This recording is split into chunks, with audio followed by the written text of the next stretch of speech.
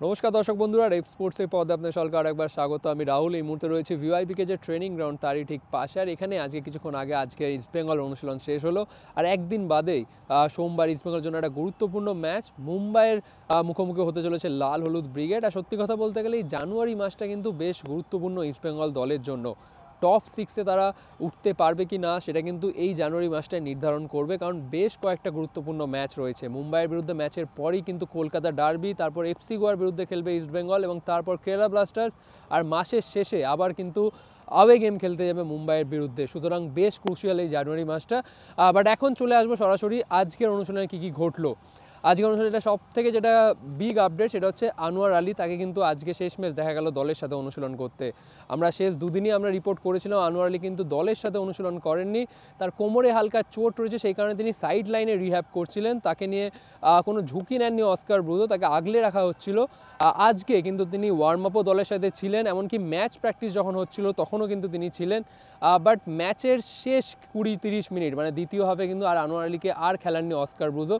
Obviously Mumbai ম্যাচে যাতে তাকে পুরো ফিট আনোয়ার আলীকে পাওয়া যায় সেই কারণে কিন্তু তাকে নিয়ে আর বেশি তার উপর লোড দিচ্ছেন না। সেই কারণে আজকে দ্বিতীয় হাফটা কিন্তু আনোয়ার আলীকে রেস্ট দিলেন, ড্রেসিং রুমে সময় কাটায় আনোয়ার আলী। কিন্তু তা বাদ দিয়ে আজকে প্রথম থেকে কিন্তু আনোয়ার আলীকে আজকে বেশ সচল লাগছিল ট্রেনিংয়ে। সুতরাং আপনারা স্বস্তির নিঃশ্বাস ফেলতেই পারেন যে মুম্বাই ম্যাচে আনোয়ার আলীকে পাচ্ছে ইস্টবেঙ্গল দল। এরপর আরেকটা গুরুত্বপূর্ণ আপডেট যেটা হয়তো আপনারা শুনে খুব একটা খুশি হবেন না, সেটা হচ্ছে সৌভিক চক্রবর্তী, ইস্টবেঙ্গলের মাঝমাঠে আরেকজন স্তম্ভ বললেই চলে। তাকে কিন্তু আজকেও দলের সাথে অনুশীলন করতে দেখা গেল না। দলের সাথে প্রথম কিছু মিনিট তিনি নামলেও সাইডে তিনি একটু জগিং করলো, তারপর কিন্তু আবার অনুশীলনের মাঝেই কিন্তু তাকে দেখা গেল মাঠ ছেড়ে চলে যেতে। এই একই চিত্রটা কিন্তু আমরা দেখে আসছি শেষ দুদিনের ট্রেনিংয়ে। সুতরাং এইবার বলতে গেলে কিন্তু মুম্বাই ম্যাচে কার্যত অনিশ্চিত সৌভিক চক্রবর্তী। এবার তার জায়গাটা কে খেলবে সেটার কিন্তু একটাই উত্তর হতে পারে, সেটা হচ্ছে একমাত্র আনোয়ার আলী। মুম্বাই ম্যাচে যদি খুব অঘটন না ঘটে শেষ মুহূর্তে, তাহলে হয়তো মাঝমাঠে আমরা জিকসান সিংয়ের সাথে আনোয়ার আলীকেই খেলতে দেখতে পারি। আরেকটাও যেটা আপডেট সেটা হচ্ছে লাল চুংমুঙ্গা। আমরা আগের ট্রেনিংয়ে কালকের ট্রেনিংয়ে আমরা দেখেছিলাম তাকেও বিশ্রাম দেওয়া হচ্ছিল, যেহেতু তার হালকা নিগেল ছিল। বাট আজকে তিনিও কিন্তু দলের সাথে অনুশীলন করলেন।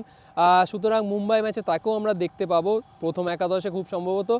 বাট একটা ডাউটও তৈরি হচ্ছে এই জায়গায়, প্রথম একাদশে লাল চুংমুঙ্গার জায়গায় যদি আমরা নিশু কুমারকে দেখি সেটাও কিন্তু অবাক হওয়ার কিছু নেই, কারণ আজকে অনুশীলনে দেখা গেল নিশু কুমারকেও কিন্তু প্রস্তুত রাখছে কোচ অস্কার ব্রুজো।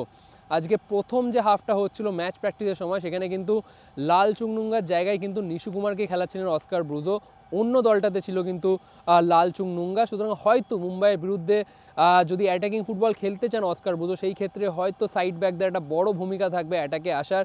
আর আমরা জানি নিশু কুমারের ক্যাপাবিলিটি, তার কিন্তু ক্ষমতা রয়েছে ওভারল্যাপে এসে ক্রস বাড়ানো স্ট্রাইকারদের জন্য। তো সেই কারণে নিশু কুমারকেও যদি ব্যবহার করেন কোচ অস্কার ব্রুজো তাহলে কিন্তু খুব একটা অবাক হব না। আজকে ম্যাচ প্র্যাকটিসে কিন্তু দেখা যাচ্ছিল হিজাজি মেহের আর হেক্টর ইয়োস্তে এই দুজনই ডিফেন্সে জুটি বেঁধেছিল। আর অবভিয়াসলি রাইট ব্যাকটাতে প্রভাত লাকড়া আর বাঁ দিকটাতে কিন্তু নিশু কুমার।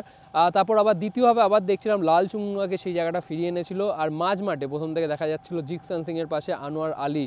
সুতরাং মুম্বাই ম্যাচে যেহেতু বললাম এই মুহূর্তে কার্যত অনিশ্চিত সৌভিক চক্রবর্তী, সুতরাং মাঝ মাঠটা এই মুহূর্তে কিন্তু আনোয়ার আলী আর জিকসান সিংকেই ধরে চলতে হবে। আর বাকি আপ ফ্রন্টে কিন্তু আর সেরকম কোনো বদল দেখছি না। ক্লিটন, ডিয়ামান্টাকোস, নন্দ আর বিষ্ণু এদেরই খেলার সম্ভাবনা প্রবল। আর হয়তো কোনো রকম কিছু এক্সপেরিমেন্ট করবেন না অস্কার ব্রুজো। বাট মুম্বাইয়ের বিরুদ্ধে ম্যাচটা যে বেশ কঠিন হবে সেটা বলাই বাহুল্য। অ্যাটলিস্ট সৌভিক চক্রবর্তী, যার কিন্তু মাঝমাঠে কিন্তু একটা বড় ভূমিকা নেবেন প্রত্যেক ম্যাচে, তাকে ছাড়া অস্কার ব্রুজো যে দলটা নামাবেন তার জায়গায় অবভিয়াসলি জিকসান সিং, আনোয়ার আলী খেলবেন। বাট তারা সৌভিকের যে জায়গাটা, সেটা সৌভিক যে ভূমিকাটা পালন করে সেইটা তারা পালন করতে পারবে নাকি, এটাই কিন্তু বড় প্রশ্ন। তো দেখা যাক 6 তারিখ বছরের প্রথম ম্যাচে ইস্টবেঙ্গল তাদের সমর্থকদেরকে 3 পয়েন্ট উপহার দিতে পারে নাকি, এটাই এখন দেখার বিষয়। তো চলুন আজকের জন্য এইটুকুনি, আবার আপনার সাথে দেখা হচ্ছে পরবর্তী ভিডিওতে।